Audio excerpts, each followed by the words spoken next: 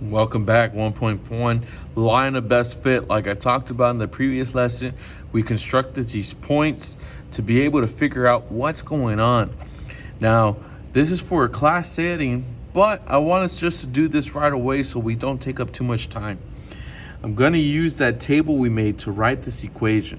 We can't forget that we're using y1 tilde mx1 plus b. Can't forget that we're using that because that's what's going to give me my equation. So this really helps. I'm also going to label what is my M and what is my B, because that's the set data that I need. Okay, so let's do that. I'm going to take my table from before right here, and I'm going to input it into my Desmos. Take out your Desmos real fast. Again, I wish you all were here right in front of me, so just in case I made any mistakes, you could catch it. So everybody should be typing this in. Should not be taking anybody longer than me. If you need to fast forward the video to where I'm done, that is perfectly fine.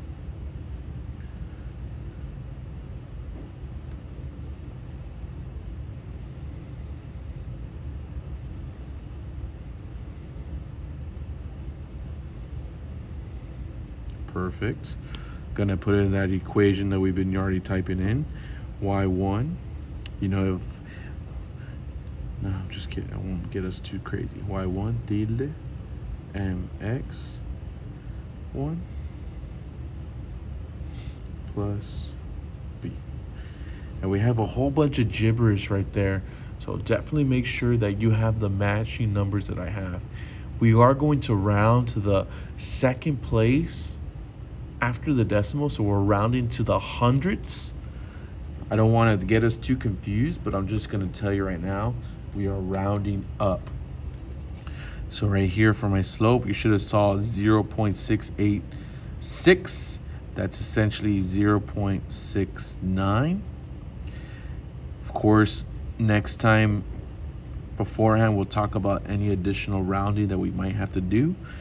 And then my y-intercept is 41.16 because the number after was a 7. Oops, I'm sorry. We rounded up to 0.69 and 41.16. From here, we could write our equation. Next time, like I was saying before I saw that I was messing up, is we'll use a type of scaffold support to make sure that we all know how to round if necessary. Okay, so this turns into y equals 0.69x plus 41.16. That's what we should all have, and we're going to use this to answer this. Okay, based on your equation, predict the number of customers to visit the frozen yogurt shop in the 2 hours after each given temperature. So right here, Fahrenheit represents what? Let's look back at our previous table. Temperature Fahrenheit represents X. So all of these guys are my X. So we're looking for the Y. So if I make a little table, X, Y. This is 85. We need this missing value. Make a little table. X, Y. 115. We're missing this value. X, Y, 10. And we're missing this value. I'm going to head and do the first one for you. Have you all do that one. And then you should be good to go. Bringing out my Desmos. Typing in my equation. Y equals 0.69 x plus 41.16. Make sure you have it like this. I'm very happy you can see it right here. This is just showing the rounding for each part. Okay, next, I have to press this gear button. This gear button is going to make you see the different colors. You can mess around with colors and all stuff, but I don't want us to look at that. I definitely want us to look at this little table figure next to the equation that we just typed in. Okay, let me go back real fast. So we did all this process to write this equation that we did for number 1. I click gear, I click table, I see all this crazy stuff that just happened. It's another table, but I just want to focus on this. Now, if you don't like all those numbers, okay, don't worry about it. Let's delete them. Oops. Perfect. I have a clear table. I'm going to look at the little tables I made. 85. I'm going to type in 85 right there. And there's my answer. 99.89. So I come over here. 99.81. Now, this is the funny thing. Predict the number of customers to visit. So right here, this number is my customers, but I can't have 99.81 customers. I can have 100 customers. So right here, we round it up because of that 8 turns this into 100. Do the next 2. Pause the video. Give yourself some time.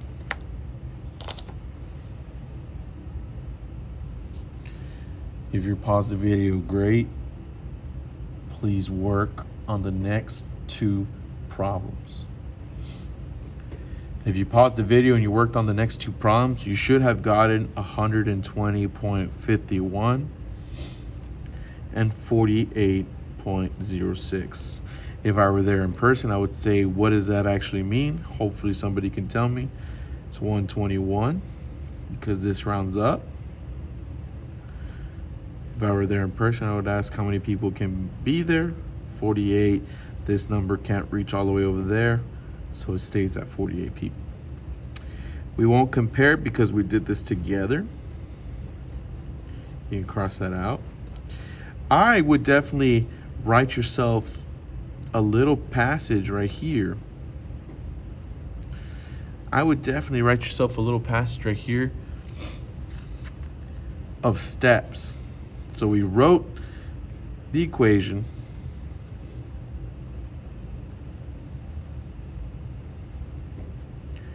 Of y equals mx plus b.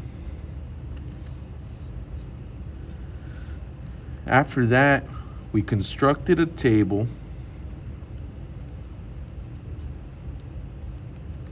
and we predicted. 3 things we did for one little page. I love it. Pause the video so you can keep writing. Zoom in the video if you need to. Jumping into the back in 1, 2, 3, 4, 5. All right. You've noticed that estimating the line best fit can give you different predictions. Yes, that's if we did it separately, but we did this all together. So we essentially do not need number 6 because we already did that. If you want to redo it, you can. And we won't compare because we did this all together. But we will do number 4 and number 5. So cross out 6 and 7. So for number 4, our independent value is our x value. So I'm going to write x right on top. And our dependent is y. If I come back over here to my table, again, x is temperature. So our independent value is temperature.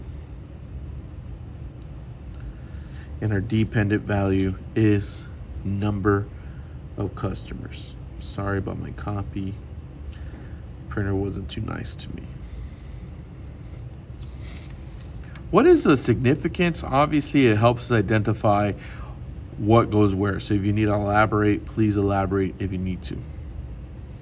Using the table, we use Desmos, not a graphing calculator. What is the slope and the y-intercept? If I come back to my previous page, remember our slope is right here, our y-intercept is right here. I definitely want you to see and think on your own, so I'll use this as a reflection. And I'll give you the numbers. The y-intercept was 41.16. What does that mean? And I had 0.69. What does that mean in terms of the slope? Okay. Moving on in 5, 4, 3, 2, 1. Oh my God, look how crazy looking that looks. You know, here at Aldi 9, we don't go for over the top just because, you know, we want to make sure you all see that this is extraordinary. So make sure that if you want additional practice, usually there's a tutorials there at your school. So definitely stay for tutorials, get to know your teacher, and have your teacher explain all this wonderfulness to you, because we just don't want to overload your brains right now with so much math, okay? Same thing for 9 and 10. Let's put a little tutorial symbol right there. Tutorials and tutorials. I apologize to the teachers in advance just because I know this looks like a bunch of crazy mathematical schemes that a lot of us are not used to. Definitely cover that in tutorials. It looks like 1.2 is our next video, just in time because we hit the 10-minute mark. So tune into the next video for 1.2.